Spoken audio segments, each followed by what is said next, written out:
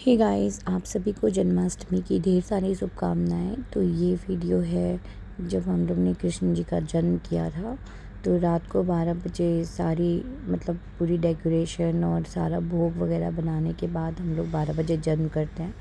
तो आप देख सकते हो, सबसे पहले कृष्ण जी को ये खीरे में से निकाल करके फिर हम लोग उनका अभिषेक करते हैं दूध, दही, शहद, चीनी और घी से।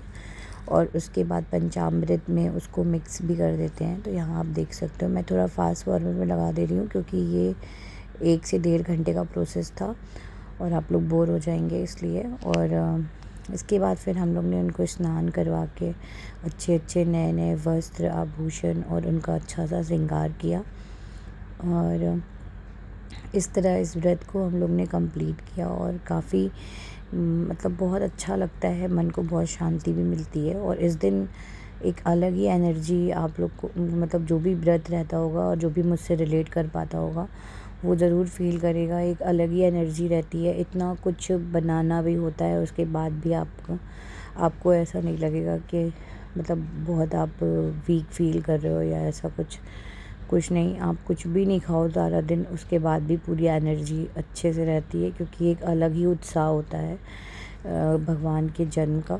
तो यहाँ ना काफ़ी दूर से ये वीडियो शूट हो रहा था इसलिए क्लियर नहीं आया। अभी मैं आपको लास्ट में भगवान जी के श्रृंगार का एक पूरा वीडियो एक पूरा क्लिप बनाया है मैंने, तो वो आपको दिखाऊंगी, मैं ऐड कर दूंगी। तो ऐसे किया हम लोग ने भगवान श्री कृष्ण का जन्म। और जन्माष्टमी में मॉर्निंग में उठ के एक बार, हाँ, मैंने इस शॉर्ट वीडियो में डाला था। तो एक बार हम लोग नॉर्मली भगवान जी की पूजन करते हैं जैसे करते हैं, और उसके बाद उसमें लेकिन जो हमारा पंचामृत होता है उससे अभिषेक भी करते हैं। अलग अलग ये दूध, दही और शहद, चीनी और घी, इनसे जो है भगवान का अभिषेक भी किया जाता है मॉर्निंग में एक बार। उसके बाद शाम को जब हम दिया जलाते हैं तो उस समय खीरे को किसी कॉइन से या किसी स्पून की हेल्प से कट करके उसके अंदर आप अपने लड्डू गोपाल जी को रख दीजिए। ऊपर से एक कलावा लगा दीजिए और एक कपड़े में रख के किसी डलिया में या किसी थाली में फूल सजाकर उसके ऊपर रख देते हैं। ऐसे हम लोग बचपन से मैं देखती आई हूँ, मेरे घर में होता था, तो इसलिए मैं भी ऐसा ही कोशिश करती हूँ। हालांकि मेरे यहाँ तो बहुत सारी चीज़ें बनती थी, वो पाग वगैरह होता है वो बनता था, बट यहाँ पे इतना कोई खाता भी नहीं है। और दूसरी चीज़ें डायबिटीज़ है इसलिए मैं थोड़ा अवॉइड करती हूँ कि भोग लगने के बाद तो प्रसाद के रूप में हम ही लोग खा लेंगे इसको। तो इस वजह से मैंने ज़्यादा मीठा नहीं बनाया, बट मैंने कोशिश की कि 21 जो भगवान जी का भोग है वो एटलीस्ट 21 तो बन ही जाए, क्योंकि फलाहार चीज़ें होती हैं इसमें। हम लोग सब लोग व्रत रहते हैं ऑलमोस्ट, तो हम लोग सारी चीज़ें फलाहार ही बनाते हैं, ऐसा कुछ नहीं रहता जो व्रत में नहीं खाया जा सके। तो ये माखन मिश्री का मैं भोग लगा रही हूँ भगवान जी को। उसके बाद फिर रात में जब सब लोग प्रसाद ग्रहण कर लेते हैं और जब तक आपका दिया जलता है तब तक भगवान जी इसी पालने में रहते हैं। और फिर रात को उनका ये सारा श्रृंगार निकाल के नाइट ड्रेस पहना के आप उनको अच्छे से सुला सकते हो रेगुलर की तरह। और ये जो वॉइस ओवर है ये मैं मॉर्निंग में कर रही हूँ। तो मॉर्निंग में भी मैंने भगवान जी का श्रृंगार कर दिया और अच्छे से उनको तैयार कर दिया। और हाँ, ये जो लुक है जो हम लोग बिंदिया लगा के और वो रेडी होते, वो राधा जी ऐसा नहीं है कि वो करने के पीछे ये मकसद होता है कि हम राधा जी लगे। मैंने ये चीज़ें देखी है और कहीं पढ़ी थी कि अगर कृष्ण जी को आपको प्रसन्न करना है तो उनके सामने अपने जो अपना जो होता नहीं, एक वस्त्र और श्रृंगार, ये सब कुछ अगर राधा जी की जैसे किया जाए तो उन्हें बहुत खुशी मिलती है। बस इसलिए, बाकी कुछ लोग ये कह रहे थे ना कि राधा जी, तो मुझे खुद नहीं पसंद है कि भगवान से इक्वलिटी किसी की नहीं हो सकती। तो इसलिए बस एक होता है ना कि भगवान को प्रसन्न करने के लिए इंसान हर उस हद तक जाता है, तो बस वही बात है। और वैसे भी अगर आपको किसी चीज़ को करने में खुशी मिलती है तो वो करने में कोई बुराई नहीं है। और अगर किसी को कोई तकलीफ़ नहीं हो रही है तो कर सकते हैं बेशक।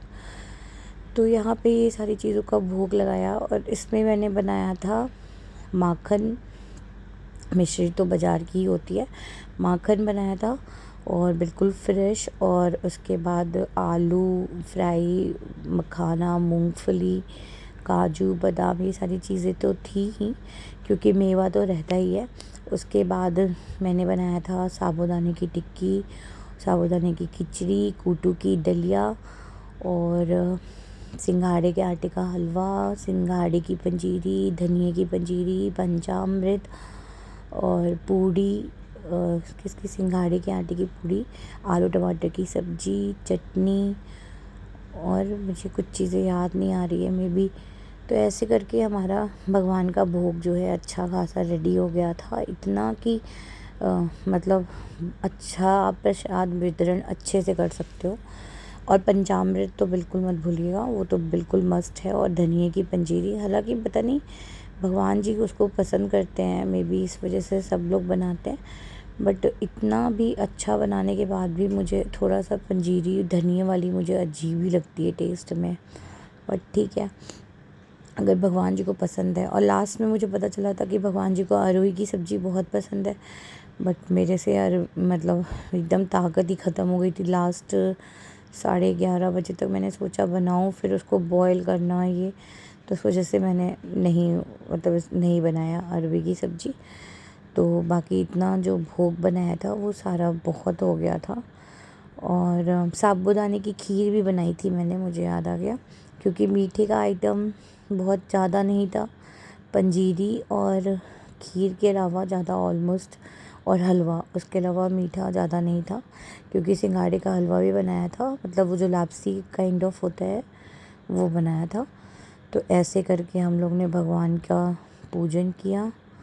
और मॉर्निंग में डेकोरेट करते हुए मतलब एकदम थक चुके थे हम लोग, बट ये था कि नहीं, एक होता नहीं है कि सुबह से ही एक अंदर उत्साह रहता है कि ऐसे सजाते हैं, ऐसे करते हैं, तो मतलब एट द लास्ट मोमेंट तक वो चीज़ें मतलब कंफर्म भगवान जी अपना कर ही देते हैं। आपके पास कोई चीज़ नहीं हो, सामान नहीं हो, बट उनका जो बर्थडे है ना वो एकदम ग्रैंड वो बना ही देते हैं।